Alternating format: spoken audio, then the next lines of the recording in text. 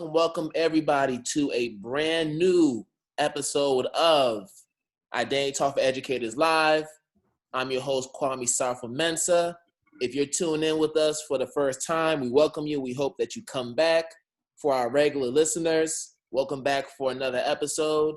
And for those that want to continue to receive content on this podcast, make sure you subscribe to Apple Podcasts, Spotify, Anchor, all podcasting platforms. We're all over providing this quality content. Now, today's guest, I'm just so excited for. This brother is somebody who I follow pretty frequently on social media, always providing some encouraging words. He's an author, he's an educator, MMA fighter, daredevil. I mean, there's so many names I could describe for this brother, but I'm so glad to talk to him about what he does in his school, but also his book, Next Level Teacher, which is a phenomenal book. And if you haven't purchased it, you have to purchase it. It's just a great book to have. So I want to welcome to the show, Mr. Jonathan Alsheimer. How you doing, brother? I'm good, man. Thank you so much for having me on the show, dude. I appreciate the time. I appreciate the time 100%. I'll tell you what, I get all geared up, revved up, hyped up, excited for talking education, whatever it is, man. So, once again, man, thank you for having me on the show. You got me all ready to go, dude. I'm psyched. And this is the energy that we need. When technical difficulties happen, hey, man, this is what we need right now. Yeah, you can't have number one, you can't have a show without a little energy. And I'll tell you what, if you're a teacher and you're not fired up to talk about education, I don't know what you're doing in this profession, because this profession ain't easy. It's not for everybody. So if you're going to be in it, you might as well be in it 100%. Oh, no, for sure. I mean, and there are many things we can commiserate about when it comes to this field. But the one thing that always brings us into this field are the children. That's what brings the passion every single day. That's what gets us going. So I want to talk, before we even get into all that, let's talk about your upbringing, because I know that, your father was an educator. I know your wife's an educator. So just tell us a little bit about yourself, how you were brought up, and what ultimately brought you into the field of education. Yeah, dude, that's a great question. I love that question because it seems so simple, but for me, it's so complex, man. I'm a middle school teacher. I teach at the Fred Lynn Middle School, probably one of the, if not the most famous school on the planet, because we have documentary series about how our school kind of went from a failing school for years and years and years. And I'd been there for years. Yes. to becoming accredited and going to the other side of the track, so to speak. And yeah, man, my wife's an educator. My father's an educator, retired. My mom's an educator, retired. I was born and bred in the world of education. But unlike most people often say this, I think, and I even mentioned it in my book, man, when I went into classrooms as a student, I bet every single teacher was like, oh, this kid, his parents are, good people. They're educators. This kid's probably a straight A student, man. And I was just like, not that at all. I was the kid who had an energy about myself, but I walked into a classroom and I would do all the work. I'd never get in trouble. I'd always be respectful, man. But I just struggled in school, man. I struggled in school. And because of that, eventually I turned it around. I got my college education. Obviously I got a master's in literacy, and then I got a second master's in educational leadership. I got one B shy of a 4.0. I had one B out of all the classes in my first master's. And I was like, come on, man, come on, right? What a story that would be. So when I went back to school the second time to get my second master's to be a principal, I was like, I'll do whatever it takes. And at the time, I had two little kids. I was teaching all day. And then I was speaking at the same time. I was writing my book at the same time. Sometimes I'd be doing my classwork until midnight, and then I'd open up and write a chapter till 1 a.m., man. And I was like, it doesn't matter. I have to get a 4.0. I just have to. And of course, I graduated before my book was finished. But I just had this passion for, there's got to be other kids like me, other kids like me that just, they want to do well. They want to do this. They want to do that. But things are just tough for them, man. It's just, things were tough for me. So I was like, you know what? I want to get in the world of education because it's number one, what my family's all about. But I also want to inspire kids. I want to motivate kids. I want to be a mentor to kids. And, you know, obviously I love teaching just content in general. So I enjoy that, but I enjoy the personal part of it too. Like getting to know people, and at the same time as I feel like I'm teaching my students, I'm learning a lot about myself in the process. And I love that, dude. I love that. And I love to see the look on a kid's face when they just all of a sudden, boom, they get it. Yep. And I'm like, oh, like that's what it's about, man. That's what it's about. Yeah. Yeah. And then to see kids too, that like, they just like, it doesn't, I don't know about you, but like, sometimes I just like, I didn't want to hear it from my parents. I had to hear it from somebody else. You know, I had to hear it from a coach, or I had to hear it from a teacher of some sort, or even the principal. And like, I want to be that guy, that teacher for my kids. I want to be that person that they look back and I always say this, I said it in my book, man, like when you go through your world of education, your walk through school, like whether you love school or hated school, you had that one person, maybe you had more than that, but you had that one person that did it for you. You probably had that one person like I did who made you feel probably bad about yourself too. I remember I had a teacher that said I was stupid. I had a teacher that said I would amount to nothing. Yeah, like, I read about that. There's those too, man. There's those too. And so I don't want to be that person, man. I want to like eliminate that from kids' memories, man. I want to be the person that like they look back and maybe they didn't have me in class, but they remember walking down the hallway. Maybe like I said, my mom, was a cancer survivor. And at one point she was battling for her life. And I can imagine as an adult, like I didn't cry much in my life. I cried at my wedding, cried at the birth of my kids. I remember I cried when I found out my mom was terminal, which she survived. But if I was like 12 years old walking down a hallway, or even 16, like what that would do, no matter how perfect your life could or might be or isn't, you could have it all together, but at that moment you're crumbling. And I could be that person, or you could be that person, or somebody else could be that person walking down the hallway and just uplift that student for a moment. Yeah. And at that moment, they're like, I remember you, and I didn't even have you as a teacher. Like to me, that's what it's about. That's what it's about. And we're going to get into student empowerment and just how it can be used to transform school culture, because that's just a huge thing. But what's amazing about your story, as I read your book, is the fact that you and I have so many parallels in our lives. I mean, we both had to come through adversity. I was an IEP student growing up, was in the self-contained special education class, and I had students teasing me for different reasons. I wasn't riding the big yellow bus. I had, the small van with the Caring School Children sign at the top. So I know how it feels to deal with adversity as a young child. And then you have people who are naysayers, who doubt you and your ability to excel academically and to interact socially with others. So I had those challenges, growing up. So when you share your story and your adversities, it just rings true to how important it is to persevere and to be persistent in the midst of all those challenges and difficulties, and to come on the other side, Man, I got to say this, man, not to cut you off, but like what you just said and how it relates to, obviously, you kind of feel like you relate to my story, and I relate to everything you just said. I feel like it doesn't matter. Like, pain and struggle is universal. And as hard as that is for people to understand, like, it doesn't matter who you are, where you come from, what country you're from, or religion, any of that. Like, no matter who you are dealing with some sort of adversity in your life. It could be something that's tremendous. It could be, I have students that, like, some of them deal with struggle that I can't even imagine going through some of the things that the stories they tell me, right? But whether it's a huge scale, whether it's a small scale, whether it's you personally, or whether in my case, and it was my mom or other people in my life, like, you have pain. And so often people try to hide that pain or mask that pain. I know I did. Like, I tried to almost put on a facade, like, oh, everything's fine, like my life, whatever. And I'm sure to an extent, so many other people do too. And that's the power of educators, like, to kind of see through that and kind of look at kids and be like, I'm not gonna judge you. It's okay, because here's my struggle. Like, we have a similarity here. Now let's work off of your strengths, and let's turn this into something awesome. No, absolutely. But let's go ahead and just talk about next level teaching. So when I hear that term, it sounds very basic, very simple, but there's so much to unpack when we talk about next level teaching, because when I hear next level, I'm talking about a term that we use in education called intrinsic motivation, right? A lot of us in education, we don't need incentives in order to do what's right for kids. We just do it because we just have the passion, just like you and I. We know that's the right thing.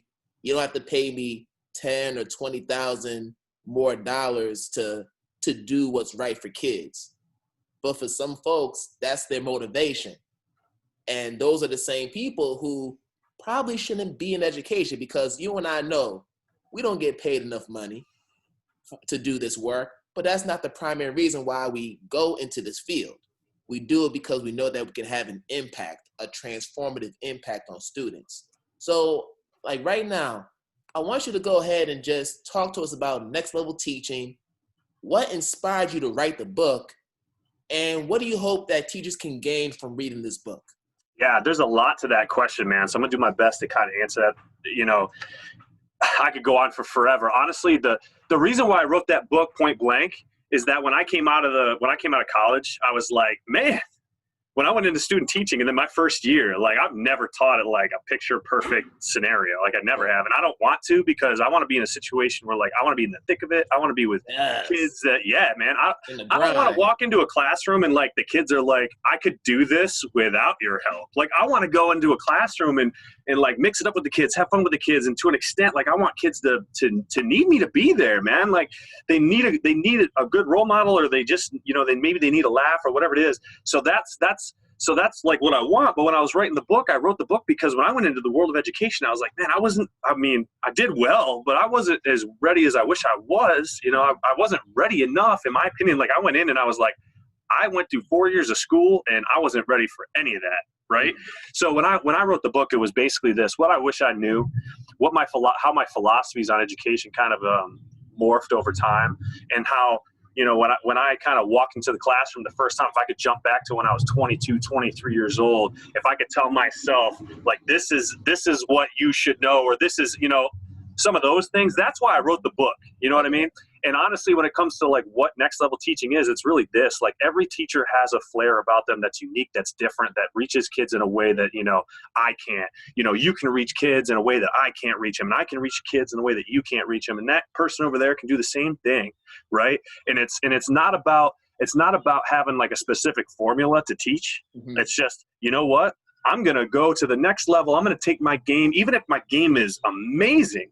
You can always get better. No matter how good at teaching you are, you can always do something better. You can always look at what you did and think, how can I mix it up and make kids love it just a little bit more? And that's what it's about. And it's about how you mix it up and take your student engagement in your classroom to the next level, how you build relationships with kids to the next level, how you work within your school. And this idea that, you know, when I was teaching, I was like, man, I'm going to focus on my classroom and the rest of the school can do its thing, but I'm going to focus on my kids, my classroom. Well, that's a great way to start kind of the metamorphosis of your school, to kind of get your school to start to change a little bit. But at the end of the day, what you do in your classroom should kind of spread out through your school like a tidal wave of amazing positive change. And then what are you doing outside your classroom? How can you take your interactions with your kids and your colleagues and just taking the whole atmosphere? Because it sounds so cliche to say, you know, kids want to be at school. They're going to run into school. They're going to run into your classroom with smiles on their faces. It sounds so cliche, almost fake, but it's the truth. Mm-hmm. And what are you willing to do? And you're not going to be perfect. I wore this shirt for a reason. Progress, not perfection, man. It's about getting a little bit better at what you do every single day and knowing that you're never going to be the best, but man, you're going to leave it all on the field. And at the end of the day, you can put your head down on your pillow and go, you know what? I did the best I could for kids today. If you could say that, if you could look at yourself in the mirror and say, I did the best I could today. I was not perfect. I'll never be perfect. That's taking it to the next level right there. And I think that's the essence of teaching. Teaching is meant to be imperfect. And because it's imperfect, you have to be in a position to continue to build your capacity in whatever area you want to build in. And I don't care what content area you teach, whether you're a history teacher like yourself, or a math teacher like I was, or an ELA teacher, or a science teacher, doesn't matter. We can always continue to build our capacity. And when you look at, you know, LeBron James was in year 17. And he's the greatest basketball player in our current era. And people think he's got the whole game down pat. But if you ask LeBron James, he'll tell you, I could have done this better. I could have shot my free throws better. I could be a better three-point shooter. Maybe I need to do a better job of taking care of the ball and not turn it over. Like, there's always something to work on. And this idea of arriving in education, that just doesn't exist. We're always trying to build, always trying to build. But I want to touch on something else, because in your book, particularly in one of the chapters, you talk about student effort. And I want to tell you why this resonated with me. Because when I was in the classroom, the way I graded, I didn't just grade based on correctness, because I had an inclusion class.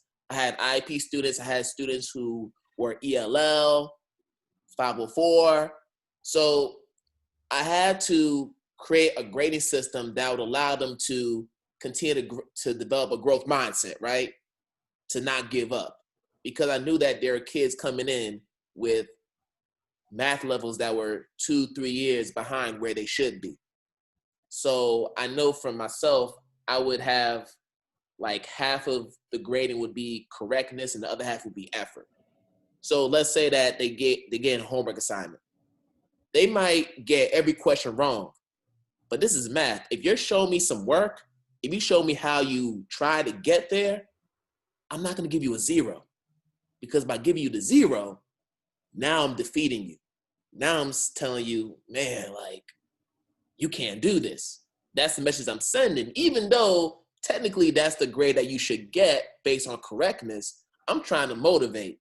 So when you said in your book, and I'm going to read this quote by quote, you said, I don't care about grades. I care about effort. If the answer is wrong, don't give up and don't stop. Make it the best wrong answer I've ever seen. That last part right there. Because we get caught up with just the solution. We don't think about the thought process. So just talk to me about effort. And man, that's one of my that right there, honestly, when I was writing the book, that's one of my most favorite like parts of my book, because for me, that goes back to when I was in school, man. And like, I had teachers that saw me as a test score before I even showed anything about myself. You know, I could have a presentation and the straight A kid would hand me the mic and say, man, rock it out. And I'd get us the A. But when it came to the test, man, I just struggled. And kids struggle at certain things and they're at certain levels. But here's the thing, man, that test at the end of the unit, that state test at the end of the year does not define the end game for some kid, man. That doesn't define them. But when I speak to teachers, I have all these teachers, and man, for so many years we've been slammed down our throats with like test score, data. And yeah, that stuff's important and it has its place in education and we got to use that. And that's the thing, you got to use it to make your classroom better, to make your teaching better, but that doesn't define a kid. And the problem is what happens is these kids, they walk into our classrooms, it doesn't matter where you teach or what you teach or the grade level you teach, after a while, and if they've been in school long enough, they start to realize it a little bit more or a little bit quicker. And all the kids that walk into my classroom, man, they're shut down right off the bat because they think, you know what, man, I'm never going to get this. This is really hard for me. And so I'm just going to quit right now because it's easier to look cool quitting right now and to maybe act out a little bit than to put my absolute best and fail. And you know what's even worse? And it's like this as adults too. It doesn't change just because they're kids and we're adults. Have you ever had a situation where you're like, you put your heart and soul into something, yes, and then people just laughed at it? Like, like it rips your heart out and you're an adult. Can you imagine being a kid who's like trying to just be cool for a minute or trying to get friends or trying to find your own identity, for crying out loud? And that's what happens to you every single day and you know it. And not only that, but your friends around you know it. And then the person who's supposed to be the most supportive person in the room thinks that about you. Like, that rips you apart. So what's easier? Oh, I'm just going to stop trying. I'm not studying for nothing. And so when I had my kids walk into my room, I was like, you know what? I'm going to be this is like the first day of school. That quote is on my door in my classroom. And obviously we're talking like, you know, it's the pandemic right now, so I'm doing virtual teaching. But that quote is still on my door from last year when we got shut down. And when my kids walk in on the very first day of school, I tell them this. I'm going to be the only person that ever tells you, I don't care about your grades, I care about your effort. And you're like, you should see their eyes. They're like, huh? What are you talking about? And I say this. I care about the process because the process is what's going to change you. It's what's going to mold you. It's what's going to get you that promotion 15 years down the road. Right. Just because you can get the answer right now, what happens? What happened? Oh, I get it straight A's on everything, Mr. Alsheimer. Guess what? I have a problem with that. If you don't study, I have a problem with that, because you know what you're doing? You're training your body, your brain, your mind, your soul, your everything, that you're always just going to show up and it's just going to be easy. Well, what happens when you get to college and all of a sudden it's not easy? What happens when you get to the job and they want to offer you a $50,000 pay raise and all of a sudden now it's difficult? What are you going to do? You have not trained yourself to go 100% all the time, no matter what. What you've trained yourself is it's just going to become easy. So why try that hard at all? I'm going to have kids I tell them, I'm going to have kids in here that struggle, that might not even pass a single test all year. But you know what? If you show up every day and you put in maximum effort, and with that being said, you have to be point blank with kids. You can't just say effort and try hard. Like, that means different stuff to everyone, right? So what I tell my kids is, that means this: when you walk into my classroom, you have a notebook and a pencil. That means when you walk into my classroom, effort means you walk in quiet, ready to go, and you say, "Good afternoon, Mr. Alsheimer." That's effort. When you walk into my classroom, you sit down, you look at the warm-up board. If there's nothing there, then you can talk to your friends. If there's something there, then you better get to it. I even want my heading to look like this. That's effort. When I give you notes, this is what it should look like. That's effort. When it's time to do a project, I want you to take the lead on it. I want you to not only take the lead on it, but I'm challenging you right now to think of a way that you can make your project look even better than I've even asked. That's effort. And when it's push comes to shove and it's time to study, I want to see that you were texting your friends at night questions to the test from the study guide, and you were really going all out during our study sessions in class. That's effort. I want a note from your mom via email or a phone call that said you were up 20 minutes studying or 30 minutes every night studying your brains out. That's effort. And when push comes to shove, if you get a C, D, F, or a Z minus, I'm going to put my arm around you and say, I'm proud of you. Because to me, that's what matters the most. And all of a sudden, I've had kids. True story, man. I've had kids time and time again. Matter of fact, I just looked on my phone at a post I posted 2 years ago, and a kid said, "You were the only one to ever motivate me." And I was like, God, I love that. And it's nothing other than, I'm not the best at anything. I don't know what to say all the time. I'm not the best at anything. But I will tell the kids, like, this is what it needs to look like. And I promise you, and like, man, I'll tell you what, I had a girl, I told this story right before the pandemic, right before we went home, I gave a test. And even though my kids know I don't flip out about test scores, I care about the effort part of it. Yes. I had a test, and my kids in my classroom, the way it works in our school is they take it on an iPad and they have to then submit it via iPad. And I tell my kids, you got to take student ownership, man. So when you submit, you're going to walk it over to me and show me your grade, because I know whether you worked on it, I know whether you didn't. And if you worked, I'm going to say, I'm proud of you. If you didn't, well, we're going to call your mom after school, and you're going to explain that she works all day for you and you're not working hard for her now. Yep. And so this young lady who put in so much effort for me, man, she submitted her assignment and never showed it to me, plugged her iPad in, and I go, young lady, you need to, what'd you get on the test? And she didn't answer me. She just looked down. I said, young lady, what'd you get on the test?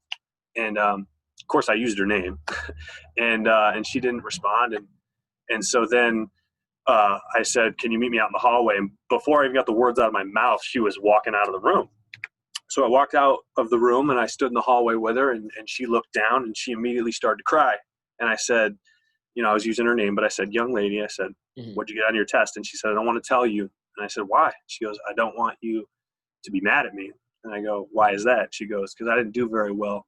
And so she finally told me what she got, and she didn't fail, but she didn't do anywhere near what she thought she deserved. And it wasn't good enough in her eyes. And immediately she told me and started to cry. And I kind of put my arm kind of around her side, and I just looked at her, I said, around her shoulder, and I looked at her and I said, listen, kiddo, I said, you went to the next level on every assignment. You did all your homework, you did all your warm-ups, you did your project, and you took the lead. I remember this one part in the project that you did, and I even identified what that was. And I said, it was a group project. And I said, you did that, and you made that.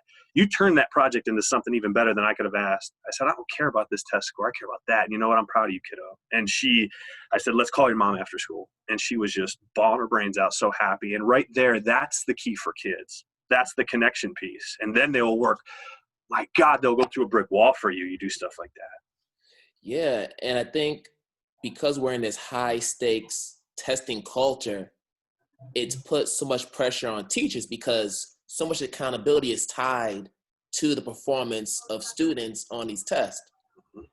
And I think that's really taken the joy from the teaching experience just in general. Like, I can remember growing up, we had our state test, but it was a lot more project-based learning. Like, we were doing projects, a lot of fun activities. We weren't even thinking about this test all year long like we do now. Like, we make these tests like the Super Bowl, and we magnify it to the point where that's all that's on our mind. That's all that's on, parents' mind, because these are the same scores that they use to try to get their kids into high schools of their choice.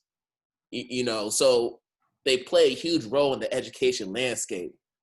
But I think for me, with kids, for some kids, the C is their A.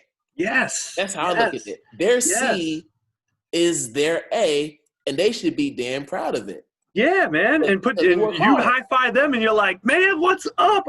That's it, man. And when you make a big, like, it's, oh my goodness, I can't remember this one, the video. Oh my goodness. The person who said it is just, the name escapes me, but it was about, like, as a teacher, I can make a C feel like an A, and I can feel like an A feel like it. You know what I'm talking about? And it was that moment. It's like, that's the thing, man. You have kids, like, they get a C on something, and it's just like, they feel amazing for a second. What's the teacher going to respond with? And if the teacher responds with a high five, and I'm so proud of you, man, you just took that kid to another level in their mind. They just feel so proud of themselves. And, like, that's the moments they remember. And you're right.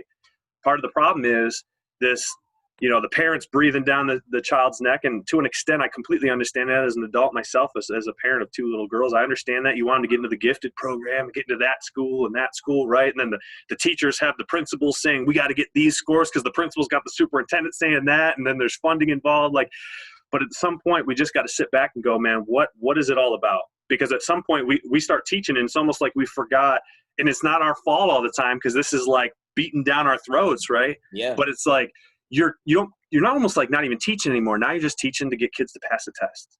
It's not about education. It's not about molding minds. It's not about getting kids to actually retain the information. It's like, all right, I almost don't even care if you remember it. I just need you to get that right answer on the test. And that can't be what we're doing. Right. Well, I do want to talk about the Fred Lynn Middle School. Now, before I talk about that, Fred Lynn, because I'm from Boston, like, I'm in the Boston area. So Fred Lynn was a player for the Red Sox. Is that the same Fred Lynn? No, it's not. No, it's not. No, okay. No, it's not. But Fred Lynn Middle School is, to kind of give a little backdrop on Fred Lynn Middle School, Fred Lynn Middle School was a failing school for a long, long time at one point in time without, being kind of careful with what I say. You could, if you were a teacher, you didn't wear your Fred Lynn gear to any professional developments, because people are like, wait a minute, you teach at Fred Lynn? Immediately we lost all credit. You can't say anything for the rest of the day and sound intelligent because you teach there. Like, that's how bad it was, man. We were notoriously just that school that failed. It didn't matter. Like, for years, man, we weren't accredited for years. And then not to like jump past your questions and things, but that's the point of, that's kind of what the story was. And then all of a sudden it's the slow trickle of trying to change that. So. Right. But now it's a totally different school, and your principal Hamish Brewer, yep, who is one of my favorite people. He is another person who is just swag off the chain. Yeah. Just skateboard riding, tattoo wearing. I mean, principals don't look like that. I didn't go with principals like that were just that cool, and right, you wanted to go to school because you had a principal like that. So you have to talk to me about Principal Brewer, the influence he's had on you, and the influence he's had on the culture at Fred Lynn. Yeah, I love that, dude. This question's great, because, the fact I get to work under Hamish Brewer is amazing. I still remember I always tell this story, man. I still remember the day he showed up to school. My wife knew about him before I even knew. I didn't care. Like, I was at Fred Lynn Middle School. I would refuse to leave. I actually drive an hour and a half. That's my commute to get to school and to get home, an hour and a half. Like, that sounds insane. I don't want to leave. Like, that's my school. That's my kids. That's my community. That's what I care about. Right. I just can't afford to live there. You know what I mean? It's cheaper where I live. So that, I live where I live. But, the first day he rolled in, here's this principal who's got this reputation for changing schools, changing the game, and being this and being that. And I remember when he was getting interviewed, he laughs when I tell this story, but he basically, they interviewed all these different people, and I was talking to a teacher that was on the interview committee because I refused to be on it. I was like, you know what? They're not going to pick who we want, blah, blah, blah. Well, you know, the teacher said, you know, this guy basically, you know, kicked the door and interviewed us. I was like, that's who we want right there. Let's get him. And so they hired him. And the very first day I met him in the hallway, and he starts talking to me and trying to probably figure me out. And I was like, listen, man, I have a reputation here. You have a reputation. Both our reputations don't mean anything until we get results. So that's what I want to see. I'm going to hold back, you know, everything until I see what you're willing to do, because until then it's all talk. By the end of the very first day, I stood up in the staff meeting. It was like, I told him when we talked, I was like, I'm not drinking the Kool-Aid till it's time to drink the Kool-Aid, right? Like, I'm not gonna just like jump on your bandwagon just because you have like this reputation, because so do I, right? And so I jumped up in the very first staff meeting. I'm like, listen, man, I'm here, man. I love what you're doing. I love everything about it. And honestly, it was basically the situation where, you know, education for so long, it's like you have to look a certain way, talk a certain way, pull your tie up super tight, you know, and like, that sounds great and everything. And at one point, you know, I talk about in the book how we brought a UFC fighter to our school, and we even had, you know, we had people that were like, wait, we're bringing in a fighter to talk to kids about fighting. And I was like, no, it's a similar situation as this, right? We brought in a fighter to talk to kids who could only be reached by a fighter. Like, not everybody's the same, right? And likewise, when he came in, he's like, listen, man, every teacher can teach however that, you know, you do your thing. If it's good for kids, it's good for education. And he was riding a skateboard because some kids like skateboards, man.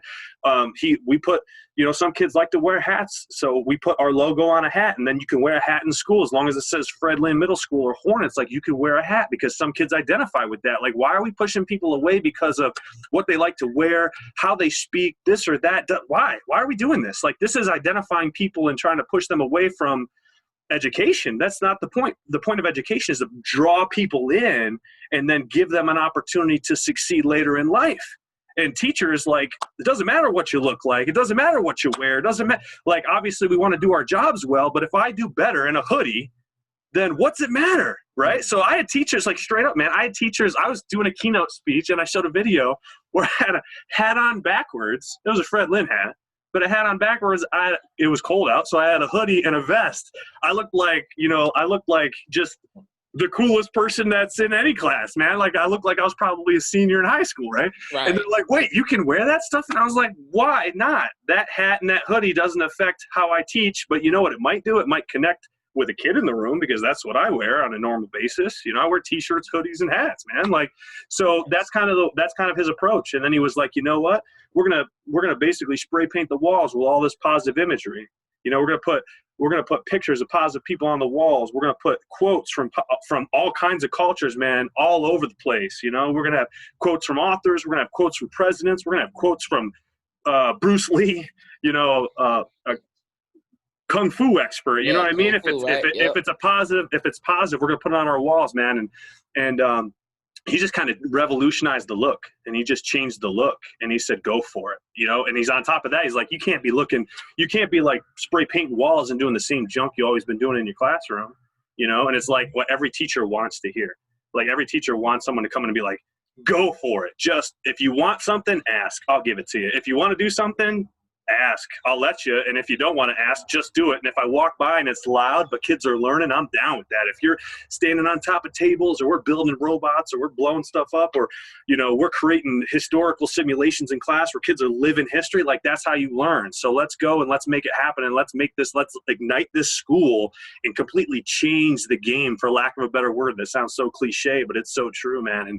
And it was just an all in or you're out atmosphere, and the teachers jumped on board, and let's be real, man, when we did some crazy stuff, it didn't always work. Sometimes we failed at stuff, but you know what? I just said this, man, I'd rather have teachers fail occasionally trying to make something amazing than doing the same thing you've always been doing. And that's, as a parent or a student, I'd want that. Right. And that's what makes Principal Brewer so special and relentless. See what I did right there, right? And what's funny is you all are within a public school district. And I want to point this out, and here's why, because there are a number of principals who would love to create this utopian type of situation. They would love to not have to think about dress codes and uniform and all these other things that don't really factor into the success of children, in my opinion. Right. And also, when you have superintendents and central office officials that are breathing down your neck, that's enough for you to not take that bold step and do what's best for your staff and do what's best for your students. But you have a principal here who's like, no, we're going to create this culture because that's what's going to work for my staff. That's what's going to work for my students. That's what's going to work for this entire community that we have at Fred Lynn. And I think that part is really special. It is special. It is special, man. I said this, he won principal of the year.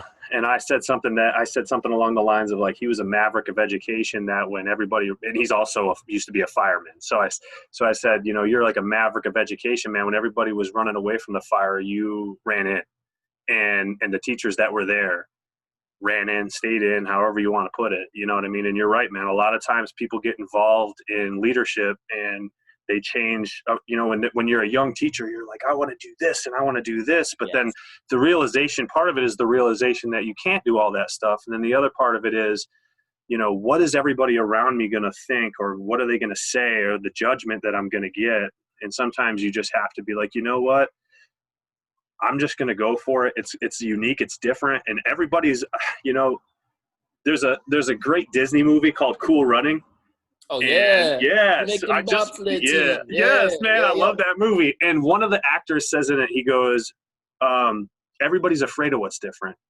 And that's so true so oftentimes. Like, people are afraid of what's different. And because, you know, maybe it's going to totally flop, or maybe it's going to be the most amazing thing, but people are so scared to do it, you know, for whatever reason. And in our case, man, it worked. We went from a failing school years and years to all of a sudden we were accredited.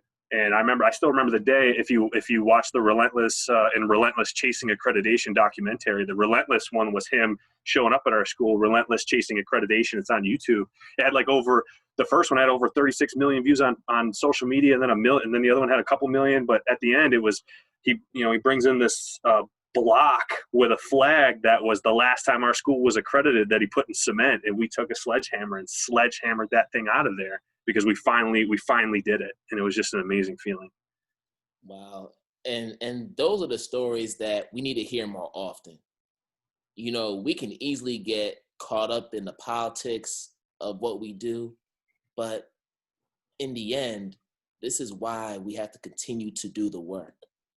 And if politicians aren't going to say anything about what the importance of this work is, we're going to continue to amplify that, because our kids need us, and we got to continue to keep pushing forward, you know, for them.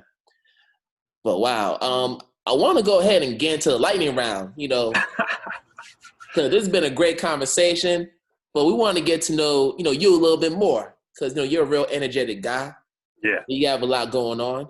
So I want to know from you, what's one song that gets you pumped up to teach? Is there a song that gets you pumped up? Oh my gosh, dude. Really? Let's see.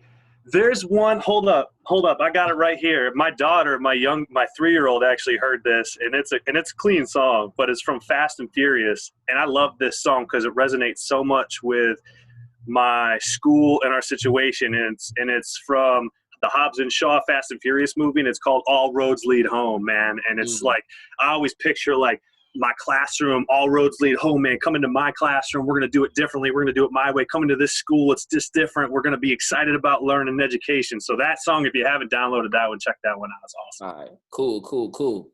And outside of your book, what's one book that every educator should read?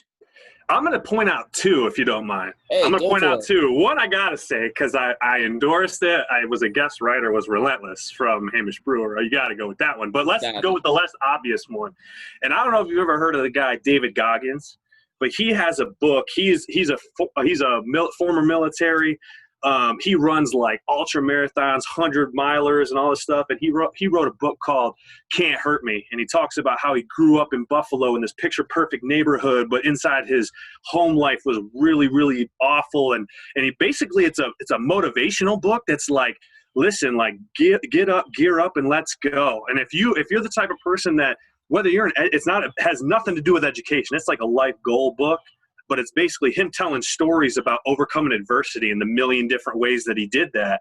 And I don't care if you're a teacher, if you're an athlete, if you're a Marine, if you're anybody, man, you read a couple chapters of this book and like, you are ready to go. You'll work till midnight. This book is phenomenal. I will also preface it with this. There's lots of language in it, so be very careful. Like, don't read it and think, man, you're never going to see a cuss word there.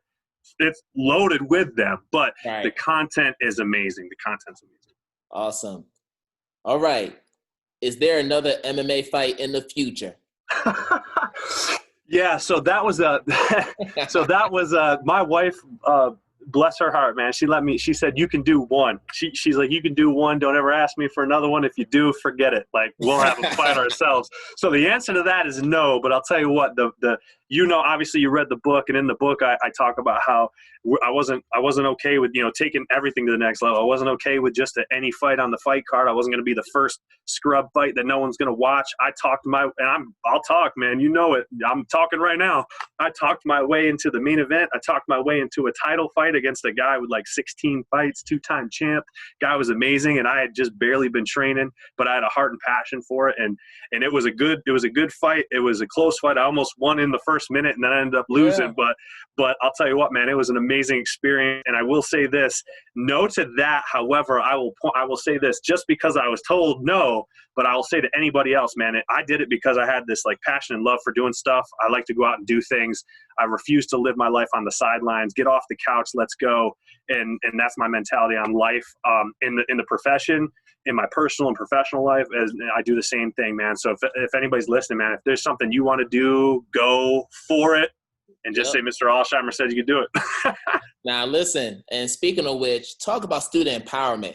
I actually got a chance to watch the fight on YouTube, and I was just like, okay, you held your own in there. Like, you really held your own in there. Based on how you were performing, there was no way I could tell that you had limited training. You just looked like you had been doing it for a while.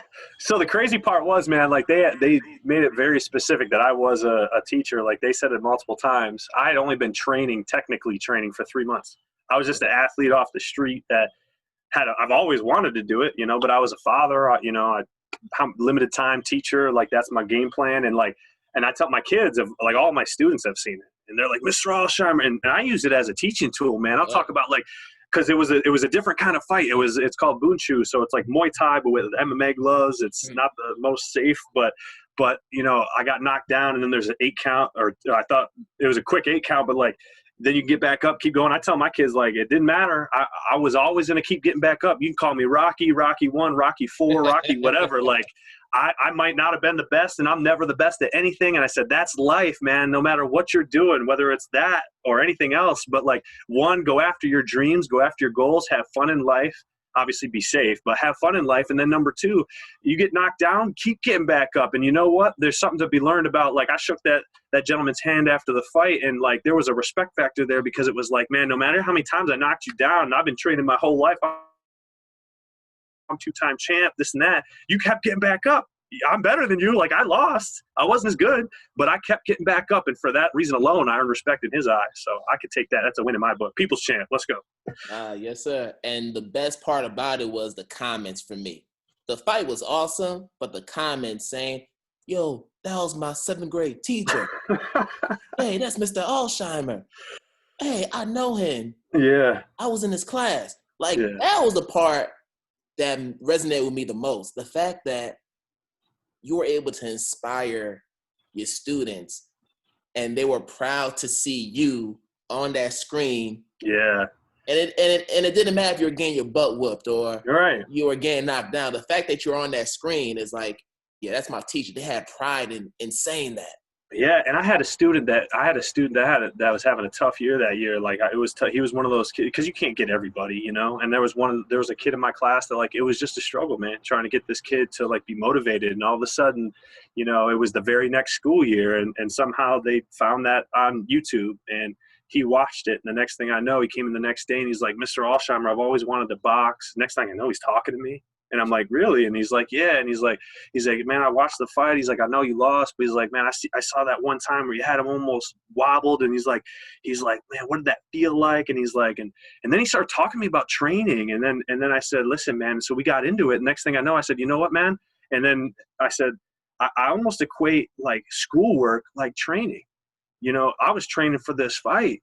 I said, right now you're training for like your fight's like, the end of the school year test and then college and then, or trade school. And then what are you doing after? And he was like, boom, it clicked. And like, it's weird how even something like a fight that most people are like, wait a minute, you talk to your kids about that? Yeah. Cause you know what? It got that kid to bring a notebook the next day. So I'll talk about whatever, you know what I mean? I don't care. If it gets kids to want to learn, I will talk about it and we will make that happen. Yeah. I think Machiavelli said it best.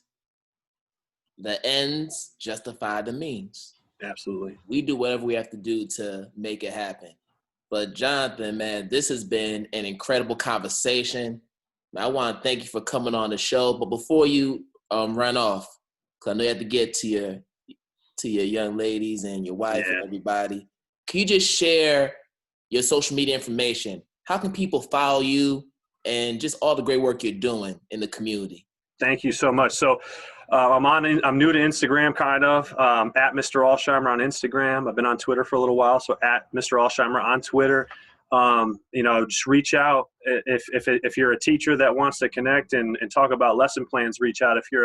If you are a school that wants a speaker, reach out. I keep it real simple. I respond to people. I talk to people because I love talking about education. So reach out at Mr. Alsheimer, Twitter and Instagram, and I love to learn from others.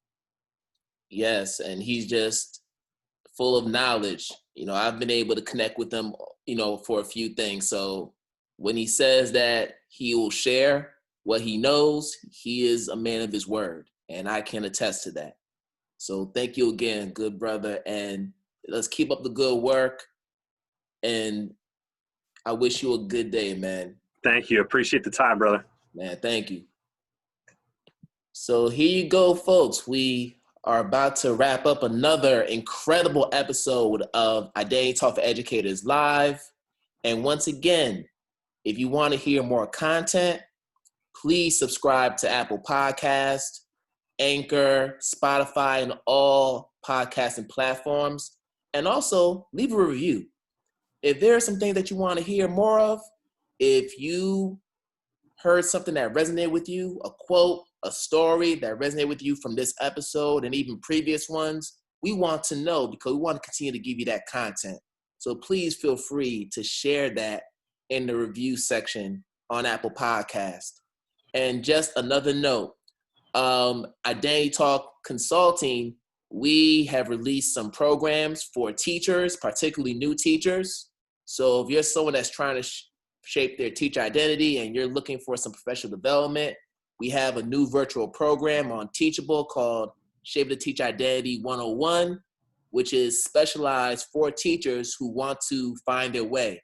Just like Jonathan had to find his way into education, just like I had to find my way, there's a program that's now designed to help you find your way so that you can do the work that is most purposeful for you. So make sure you check that out on Teachable. And then also, if you want to be an author and you're an educator, if you want to write a book, just like Jonathan, just like myself and so many others, we have a course for that as well called SPELL, the Self-Publishing Educators Learning Lab. And that is also on Teachable. So make sure you check us out on Teachable. And if you want to reach out, you can email me at IDTALK4EDucators.com. We'd love to hear from you. But until then, people, we're going to sign off. So right now, I want to wish you a good night, good afternoon, good morning, wherever you are in the world. And I hope to do this with you again soon. All right. Peace out, people.